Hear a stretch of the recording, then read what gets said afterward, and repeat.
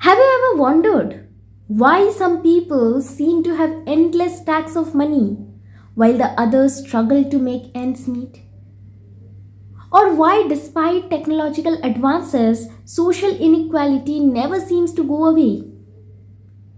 Everywhere you look, society is divided into two groups: the ones who have everything and the ones who are struggling to get by. But why does this happen? And why does it seem like this inequality is so deeply rooted in how our world works?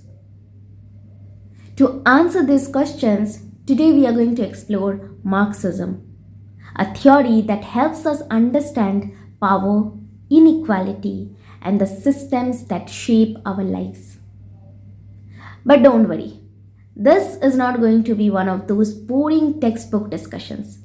In this video, we'll look at real life examples, movies, novels, books, and even TV shows to break it all down for you. Now, what is Marxism? Marxism is a theory developed by Karl Marx and Friedrich Engels in the 19th century. It is a way of looking at society and understanding how power, wealth, and resources are distributed. Marxism argues that human history is driven by class struggle, that is, the ongoing conflict between the bourgeoisie and the proletariat. Now, Marx believed that society is built on inequality, and this inequality stems from the economic system we live in, that is, the capitalism. Marx explained that society is divided into two main classes: the bourgeoisie, that is, the wealthy ruling class that owns the factories, business, and land, and the second is the proletariat, that is, the working class that does all the labor but does not own the resources. So, in simple way, it is about understanding how the rich stay rich and the poor stay poor in a capitalist system. According to Marx, capitalism is designed to benefit a small group of people while exploiting everyone else. But how does this happen? Let's start with something we all know: workplace. Imagine you are working in a factory. You make shoes. You work 8 to 10 hours a day, pouring your energy into making those shoes. But the shoes are sold by the company owner who makes a huge profit. And you only get a small wage, just enough to survive. And the owner keeps the rest of the money, even though it is your hard work that created the product. Now, this gap between what you produce and what you earn is what Marx called exploitation. The owner profits from your labor while you are left with just a fraction of the value you created. Now you might wonder, how does capitalism manage to stay in power even when it is so unfair? Marx explained this through the concept of the base and superstructure. Over here, the base is the economy, that is the factories, the business, the resources, and the superstructure is everything built on top of it, like culture, education, media, religion. And this superstructure works to maintain the base. For example, if you are taught from a young age that hard work equals success, you are less likely to question why some people stay rich even when they don't work as hard. That is the superstructure doing its job, keeping you focused on individual effort rather than systemic inequality. And this base is the foundation. It includes the economy, industries, and the relationships between workers and owners. So the base determines everything else in society. For example, education often teaches us to accept authority and work hard for success. But have you ever wondered why? It is because this message supports the capitalist system by preparing us to become obedient workers. Now let's take media as an example. In movies and advertisements, you are constantly told that buying things will make you happy. For example, a new phone, a fancy car, and expensive clothes. But this focus on consumption distracts you from questioning why some people can afford these luxuries easily while others struggle to survive. And this is what Marx called false consciousness. The superstructure creates illusions to stop you from realizing that you are being exploited. Another example is religion. In many societies, people are told that suffering is a part of life and you will be rewarded in the afterlife. While this gives comfort, Marx argued that such beliefs often stop people from questioning their exploitation.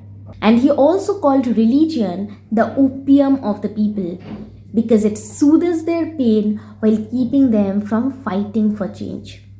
Now let's connect this with another example. Imagine a garment factory in India. Workers stitch clothes for 12 hours a day, earning just enough to survive. Meanwhile, the brand that owns the factory sells those clothes for a huge profit. So the workers are stuck in poverty while the owners live in luxury. So the workers are the proletariat and the owners are the bourgeoisie. And this is a perfect example of how the base, that is the economy, operates under capitalism. Now let's look at how Marxism plays out in literature.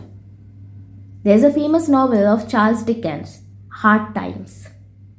It is set in an industrial town where workers toil endlessly in factories, living in poverty while the factory owners enjoy luxurious lives. Through characters like Stephen Blackpool, a poor worker, and Mr. Bounderby, the rich factory owner, Dickens shows the harsh realities of industrial capitalism. The workers' lives are controlled by the wealthy people and they have little to no say in their own futures. And this is a perfect example of what Marx called class struggle. Now let's move to movies. The movie Lucky Bhaskar can be analyzed through a Marxist lens as it highlights class struggle and economic exploitation. Bhaskar, a lower middle class bank employee, represents the proletariat struggling against systemic inequalities.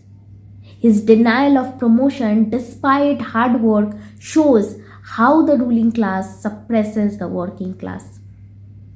And this movie reflects the base and superstructure concept.